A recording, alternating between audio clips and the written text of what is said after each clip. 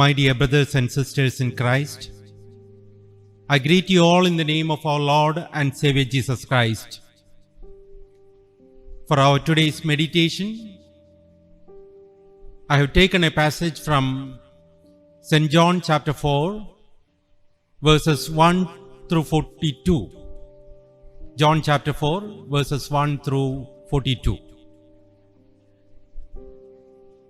India faces the worst water crisis in her history nowadays.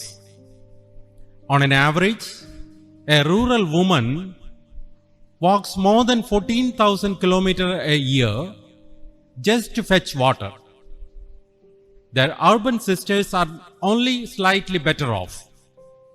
They do not walk such distances, but stand in the long, snaking queues for hours to end to collect water from the roadside taps or borewell pumps or the water tanker lorries. In every household, women and girl children bear the responsibility of collecting, transporting, storing and managing water. In places where there is no water for farming, men migrate to urban areas in search of work, leaving women behind to fend for the old and the children. Women spend most of their time collecting water with little time for other productive work. This impacts on the education of the girl child. If the girl herself is not collecting water, she is looking after the home and her siblings when her mother is away searching for water. John chapter 4 talks about Jesus' conversation with a woman of Samaria. The scene is set around a well traditionally associated with Jacob at Sychar. The well is evocative of stories of patriarchs in which potential matrimonial encounters took place by a well. Isaac's meeting with Rebekah mentioned in Genesis chapter 24, Jacob's encounter with Rachel in Genesis chapter 29, Moses' meeting with Zipporah in Exodus chapter 2 are some of the passages which talk about the encounter with women at the well.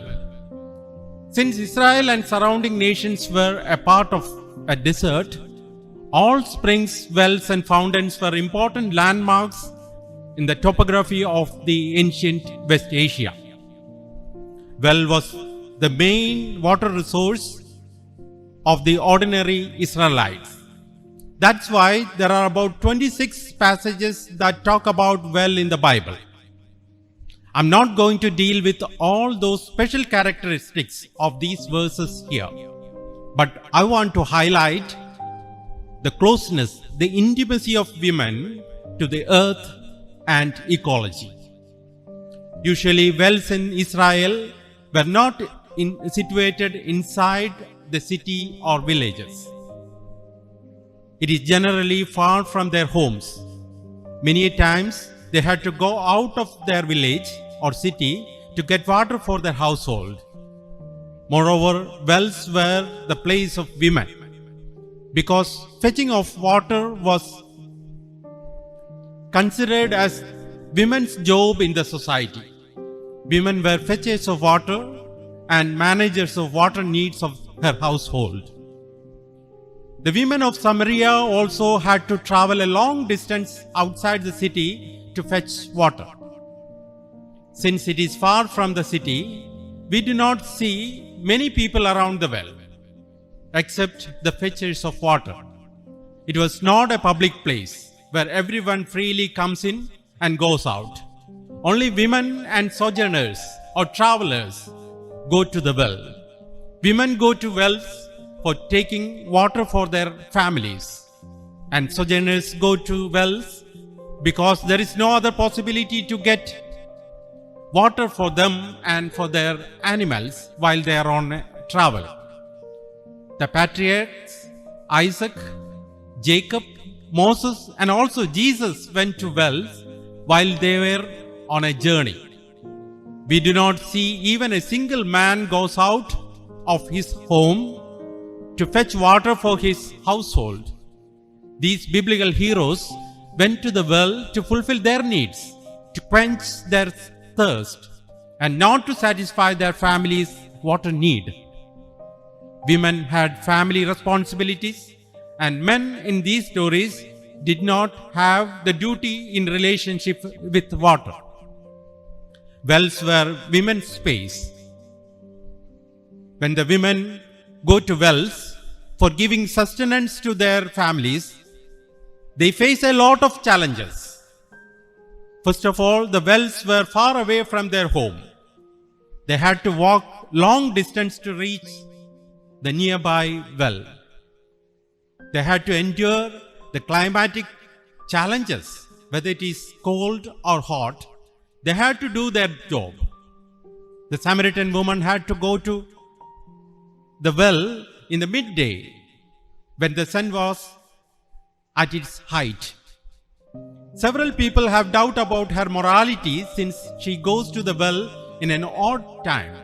However, the text does not support this argument at all. Secondly, there were many possible adversaries waiting for them at the well, in the form of strangers, intruders, and invaders. In many incidents, we see the biblical heroes like Moses protecting the women from the threat of strangers and intruders and helping them to access to water.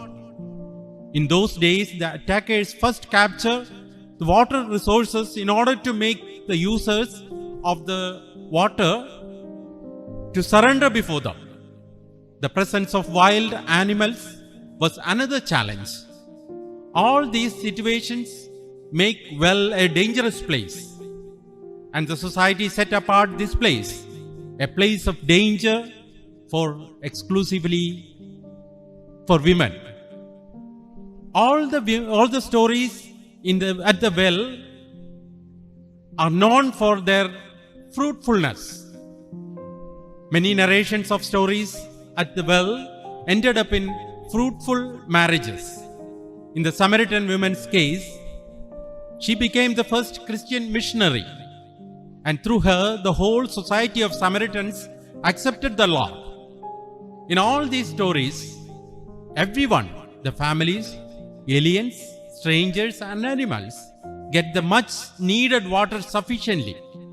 Even Jesus gets water from the woman.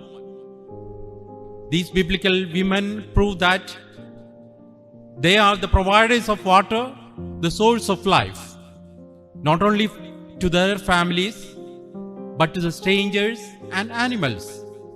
Women are the providers of water, and they help generation to sustain life.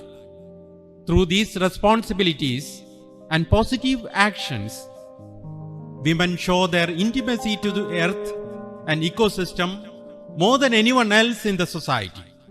These stories at the well also tell us that the women's role as unavoidable parts of the sustainable eco-cycle. Women know what scarcity of water means.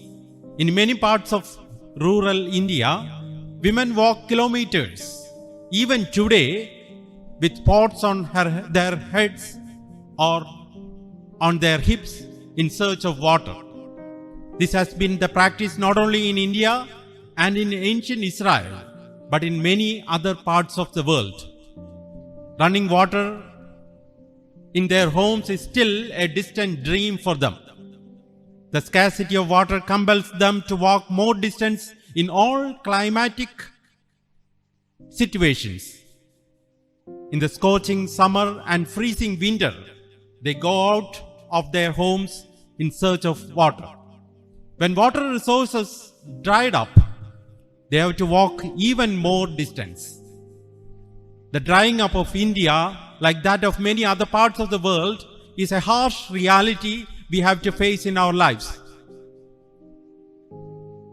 It is a human-made rather than a natural disaster. The issue of water pollution and water scarcity have been the most dominant ones in the recent past struggles for survival in the Indian subcontinent. Rivers are drying up because of their catchment areas have been mined, deforested, or over-cultivated to generate more revenue and more profits. The sands in the riverbeds have been looted by the sand and real estate mafia. Groundwater is drying up because it has been overexploited to feed cash crops and other development projects. Villages are being robbed of its lifeline, its sources of drinking water. Since women are the water providers of the family, disappearing water sources have meant new burdens and new drudgery for them. Each river and spring and well drying up means longer walks for women for collecting water and implies more work and less survival options. The desertification in India is increasing rapidly. This change in nature compels people to migrate from their homeland to cities and towns, where they finally end up in pavements and slums. Traditional jobs like farming and shepherding have lost their values in the new era of development. In many cases, the men in the family move to new places in search of job, and those who stay behind are largely women, children, and aged. And they are the worst victims of scarcity conditions. The struggle of women continues in new ways and new forms. The violation of nature is closely linked with the violation and marginalization of women, especially in the rural areas.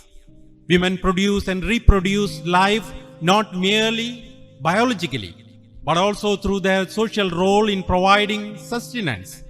Historically, even when their male counterparts started to participate in life-destroying activities or have had migrate,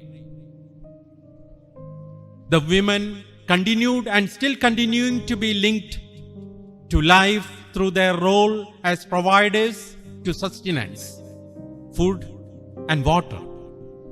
As Maria Mais pointed out, women not only collect and consume what grow in nature, but they make things grow.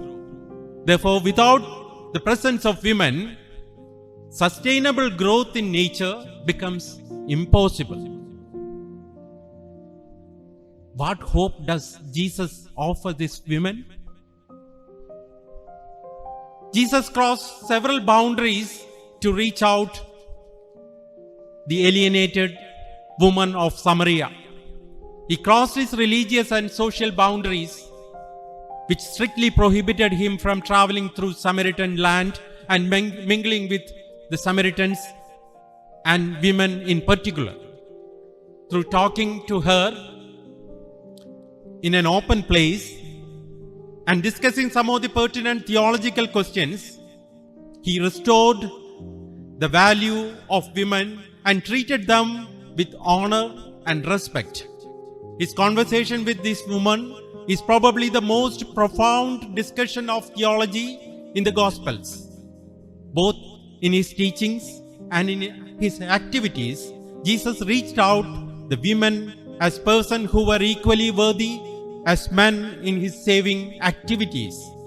Jesus offered water of life or life-giving water to this woman. John chapter 4 verses 13 and 14 read like this: "Everyone who drinks of this water will be thirsty again, but those who drink of the water that I will give them will never be thirsty. The water that I will give will become in them a spring of water gushing up to eternal life." Jesus was offering himself for the well-being of all creation. Knowingly or unknowingly, women take part of God's great work of sustaining the life in this universe more than anyone or anything else. They are the simple and representatives of life producing and life conserving cultures. The organic process of growth of life, in which women and nature work in partnership with each other, created a special relationship of women with nature and the Creator. The biblical passage affirms and celebrates this special relationship which women have with the nature and their Creator in the midst of the oppressive and social structure. Dear brothers and sisters, let us affirm our faith in the Lord who offered Himself for giving us life in its fullness. Let us accept the invitation of our Lord to be a part of God's mission to share the life-giving water that we have received from the Lord with every creation. Amen.